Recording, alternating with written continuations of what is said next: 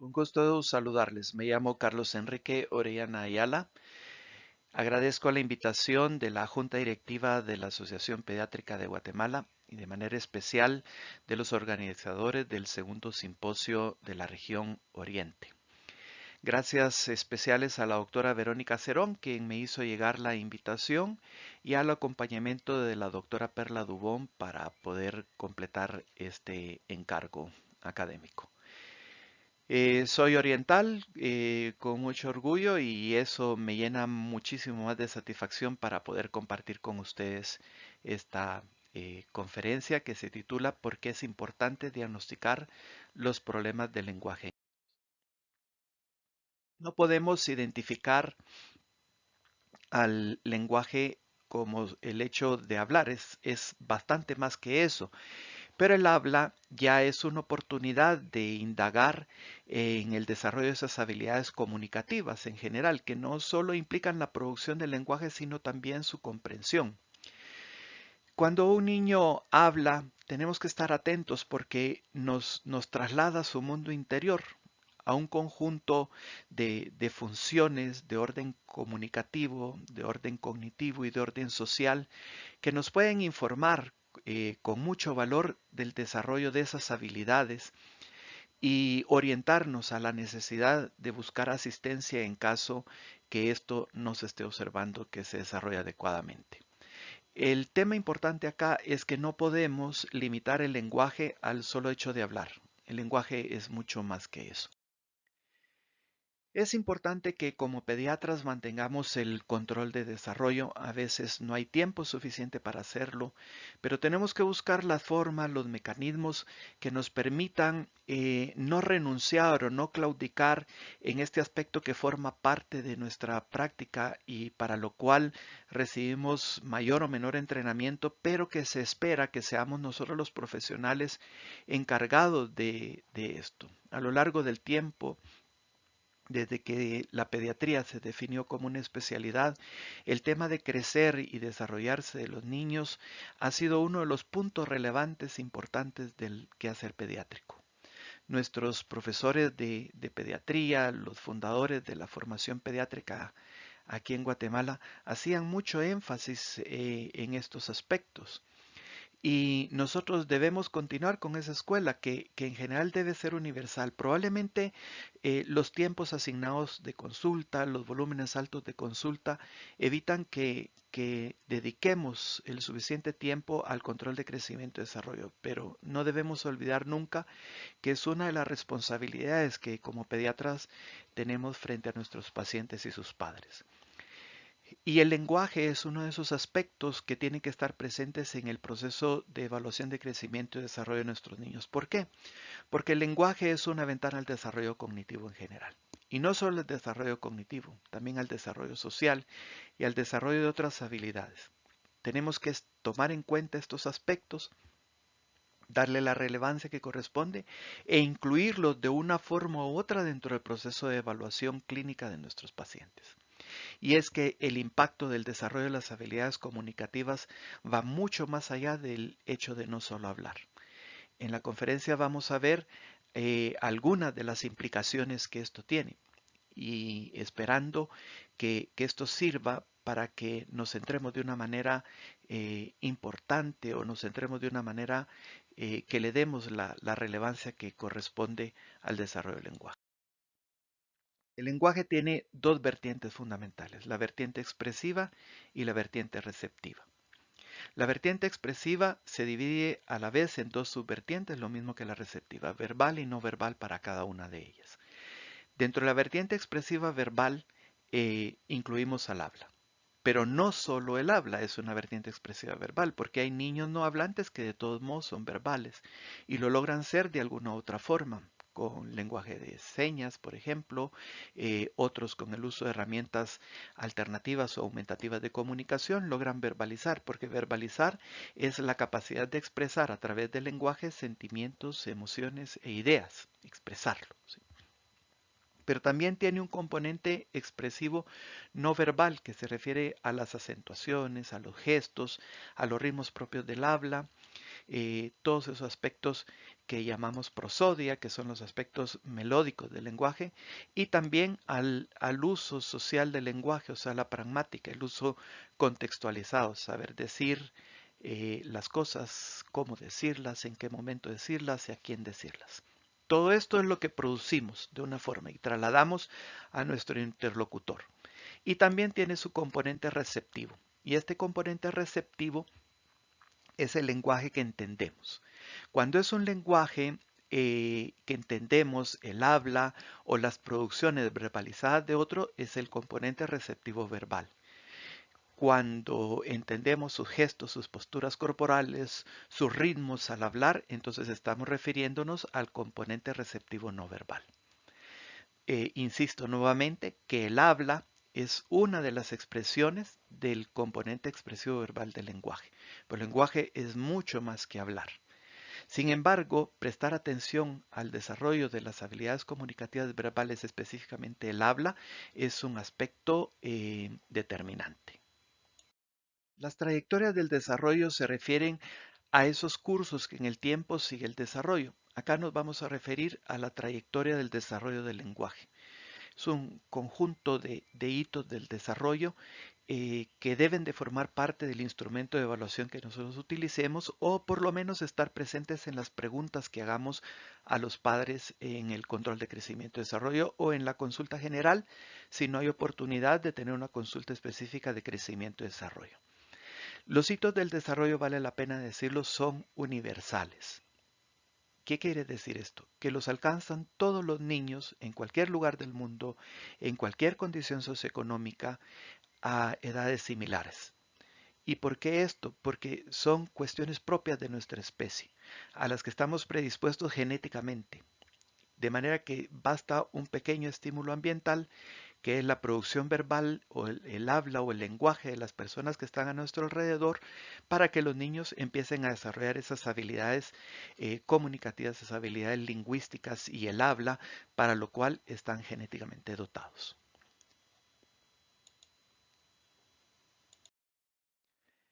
Veamos esa trayectoria del lenguaje a la que nos referíamos, o sea, la trayectoria del desarrollo del lenguaje. Vamos a poner una línea del tiempo acá con los 12, 24, 36, 48, 60 y 72 meses que corresponden a eso que hemos denominado la etapa inicial del desarrollo, una etapa crítica en el desarrollo neurológico, en donde van a ocurrir una serie de fenómenos claves desde la vida intrauterina con la formación de las neuronas, o sea, neurogénesis, la proliferación neuronal, la migración neuronal con su colocación en las distintas capas de corteza y la ubicación de otras estructuras, para luego llegar a una etapa de arborización dendrítica, que es un mayor crecimiento de las dendritas y mayores conexiones entre neuronas. Ahora, al momento de nacer, poco antes, un niño puede tener una cantidad muchísimo más grande que las 85 mil millones de neuronas y el triple de células gliales que vamos a tener por buena parte de nuestra vida. ¿Y qué es lo que pasa? Pues una serie de fenómenos de muerte celular programados, o sea, apoptosis, poda neuronal y poda dendrítica, que van a contribuir a que el cerebro vaya optando en una situación de economía neural por las neuronas más sensibilizadas, más eficaces y por redes neuronales más eficaces, más efectivas, más rápidas en la transmisión y procesamiento de información. En esta etapa inicial vamos a tener en los primeros 12 meses ya una serie de elementos de desarrollo lingüístico a los que tenemos que prestarles atención. El primero de ellos es el llanto. El llanto tiene características muy particulares y las madres, más que los padres, tienen una probabilidad muy alta de descifrar el significado del llanto de su hijo. Los niños lloran por hambre, por sueño, por dolor o enfermedad, por necesidad de ser cargados, acompañados y lloran por incomodidad. Las madres logran descifrar por qué motivo está llorando su hijo y en consecuencia ese llanto ya es comunicativo porque transmite un mensaje que un receptor logra entender. En ese sentido ya es lenguaje. Y en consecuencia debe ser objeto de nuestra atención, porque tiene un sentido comunicativo. Cuando los padres no logran entender el llanto del niño, el llanto resulta indescifrable, las alertas para el pediatra deben activarse. Luego también en esta etapa tenemos el balbuceo inicial, el famoso agú, que tiene ese balbuceo inicial de juego vocálico y también de interacción, para dar paso después a los 6 meses más o menos al balbuceo reduplicativo, pa, pa, pa, ma, ¿verdad? Que también tiene esa parte de juego vocálico y el de interacción. Finalmente, hacia los 9-10 meses aparece un balbuceo ya dotado de rasgos prosódicos, de entonaciones, de respeto de ritmos de comunicación, que es el denominado balbuceo canónico. Estos balbuceos tenemos que estar presentes y ver los pediatras qué curso es el que están tomando, porque nos dan claves importantes sobre el desarrollo de los niños. Otros aspectos relevantes es el aparecimiento de la sonrisa social hacia la 8ª semana de vida, el contacto visual que va a aparecer desde recién nacidos y ese interés por el rostro humano y va acentuándose a lo largo del primer año para dar paso más o menos hacia los 6 meses a las miradas con intencionalidad compartida. El niño vuelve a ver a sus padres, vuelve a ver el objeto como una forma de decirle, mira esto que yo estoy mirando.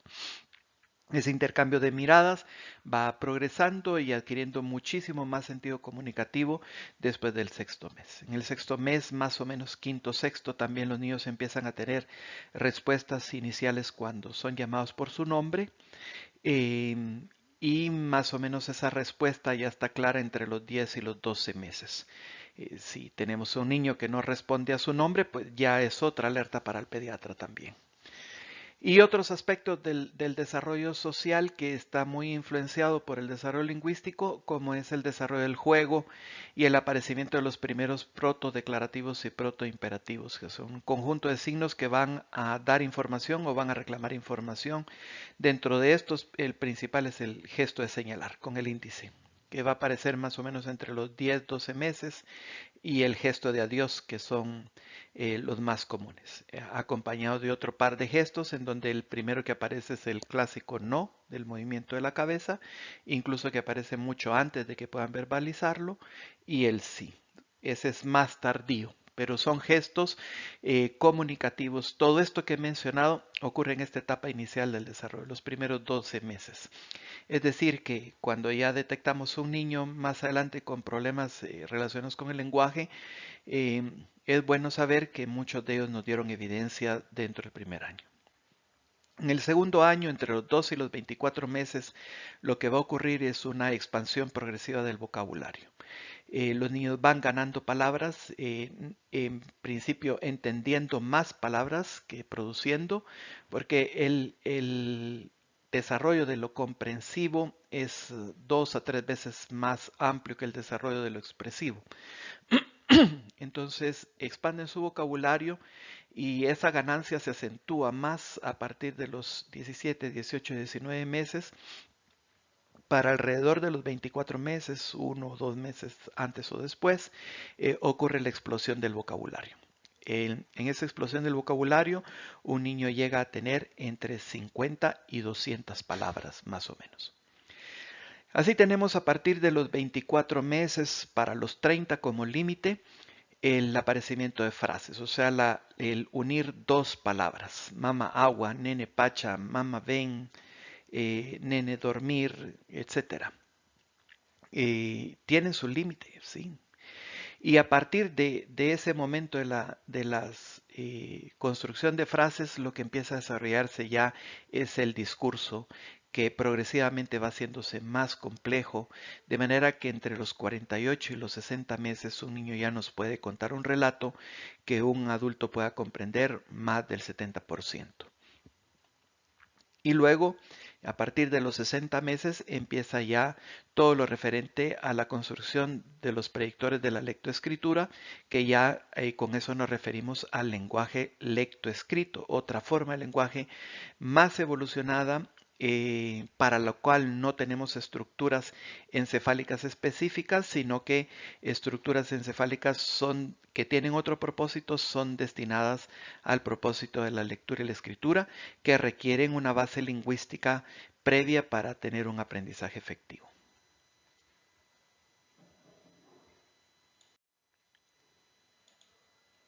Y esta pues es esa trayectoria inicial del lenguaje que, a la que tenemos que prestar atención especial como profesionales de la pediatría. Cuando todos esos aspectos a los que nos hemos referido no experimentan el desarrollo esperado, tenemos que tomar en cuenta que va a haber un impacto relevante, un impacto que no se limita solo a los aspectos comunicativos, ya eso ya de por sí es un impacto tremendo porque afecta diversidad de aspectos de la vida del niño. Luego también los niños con problemas de desarrollo del lenguaje tienen una probabilidad muchísimo más alta que la población general de tener problemas en la lectura y la escritura. Y luego no solo la lectura y escritura de codificación, o sea, leer, sino que también son niños que van a tener más dificultades con probabilidad mayor estadística de tener más dificultades en la comprensión lectora y posteriormente en la ortografía también. Entonces, esto ya de por sí establece importantes limitaciones para su futuro, por cuanto sabemos que las habilidades lingüísticas y las habilidades de leer y escribir, sumadas a las habilidades relacionadas con la matemática básica, son habilidades cognitivas fundamentales para abrirse espacio en la vida laboral. Y no digamos la vida escolar, por supuesto, ¿verdad? Bien, también estos niños con dificultades comunicativas van a tener un impacto importante en el desarrollo social.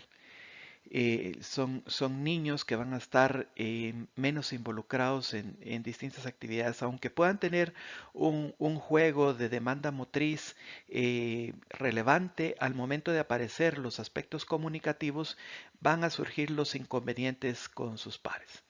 También van a tener más dificultad en el desarrollo de autonomías y acceso a servicios, apoyos y otras cuestiones. ¿Qué quiere decir esto? Que no tenemos que minimizar los aspectos relacionados con el desarrollo del lenguaje en general. Tenemos que prestarle atención. Es, es tan importante valorarlos como tener medidas de peso, talla y perímetro cefálico, o resolver los problemas de salud por el que nos consultan, porque los problemas de salud pueden resolverse en el corto o mediano plazo, pero una situación que afecta al desarrollo lingüístico puede extender sus raíces en el tiempo, impactar en la vida presente y condicionar el futuro de nuestros pacientes de una manera determinante. Son cuestiones a las que tenemos que prestar especial atención. Y lo que me refería, ¿verdad? Del impacto en el desarrollo de las habilidades de la lectoescritura. Estos son los denominados predictores neuropsicológicos de la lectura. Los predictores neuropsicológicos son como esas piedras angulares sobre las cuales se va a construir esta habilidad de leer y escribir. En rojo, con la flecha roja, señala a los predictores no lingüísticos, o sea, la atención, la percepción visoespacial, las habilidades visoconstructivas y las habilidades, la motivación y el uso que vean ellos que pueden dar a la lectura y a la escritura. Pero en azul están señalados los predictores lingüísticos, aspectos determinantes del lenguaje, como la memoria de trabajo verbal, que uno de sus componentes, el bucle fonológico, específicamente va a contribuir al dominio de esas habilidades lingüísticas vinculadas a memoria y dar la base para lectoescritura. El nivel de desarrollo de vocabulario, tanto el expresivo como el receptivo, o sea, el expresivo el que produce, el receptivo el que entiende. La velocidad de denominación semántica, que se refiere a esa capacidad de categorizar palabras de acuerdo a categorías semánticas.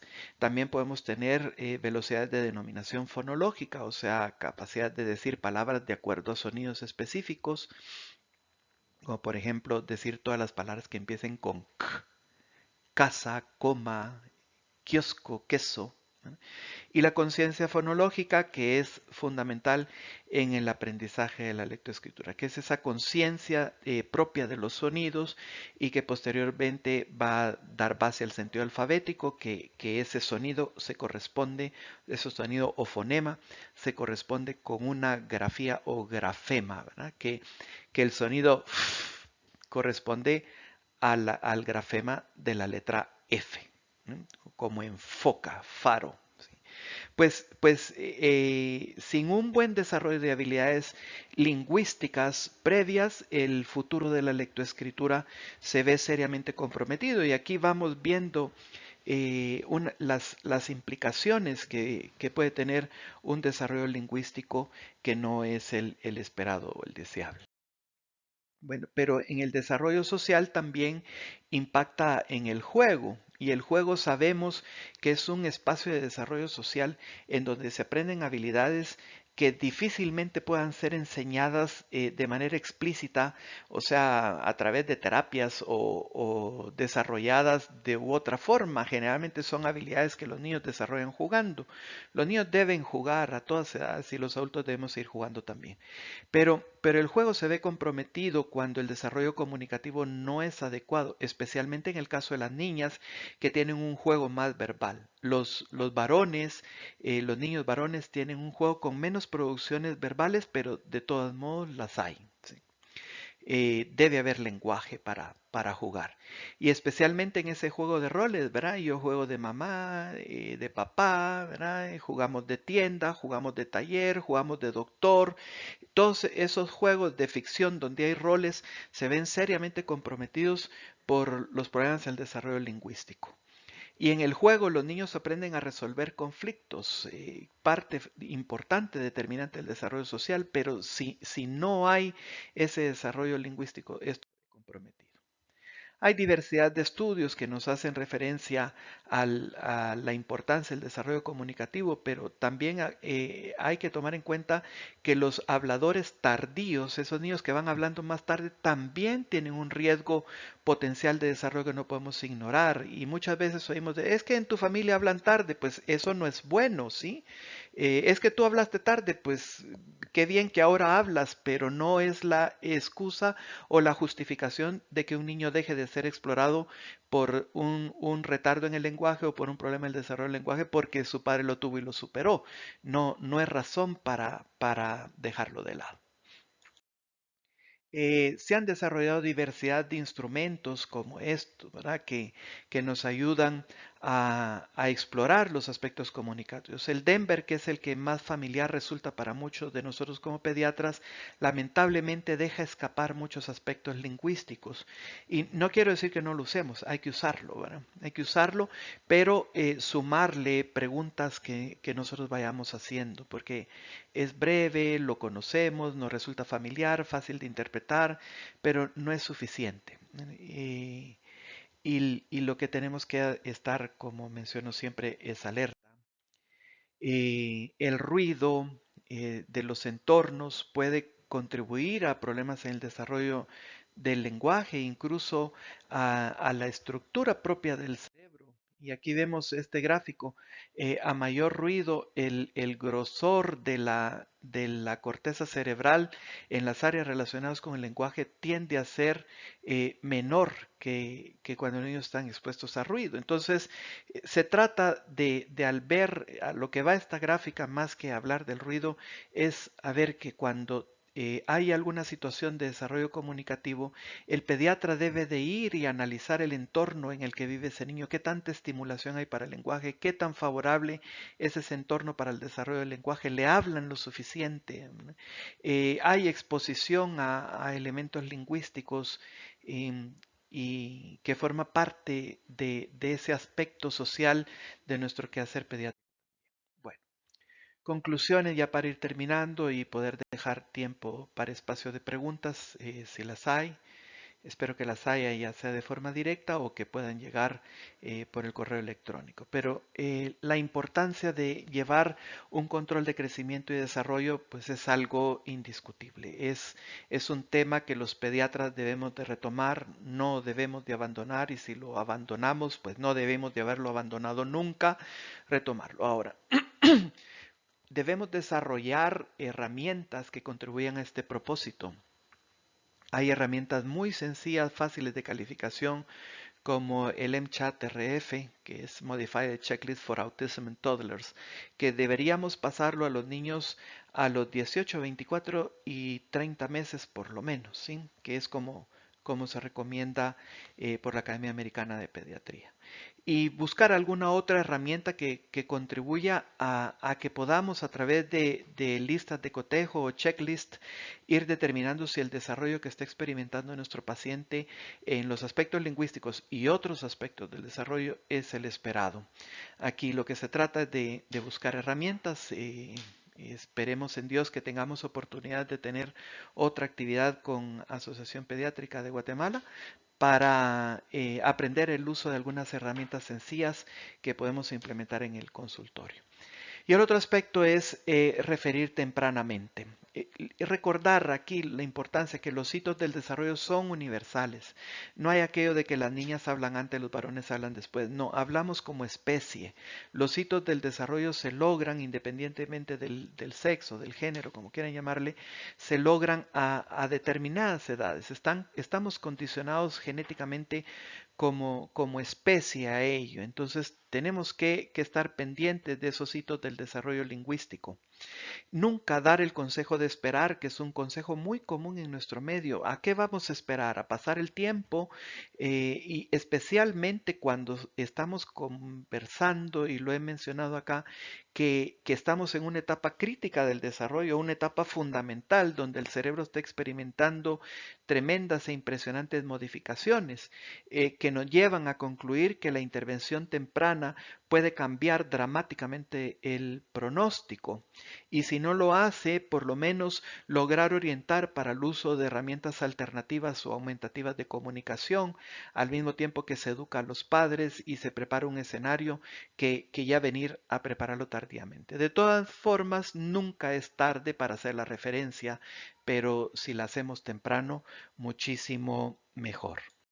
Y muchísimas gracias. Las imágenes están tomadas de Pixabay y los artículos tienen sus fuentes citadas. No declaro ningún conflicto de intereses y si quieren leer algunos de los materiales que escribo y publico están en www.carlosorianaayala.com o en Facebook me pueden encontrar como Carlos E. Orellana Ayala.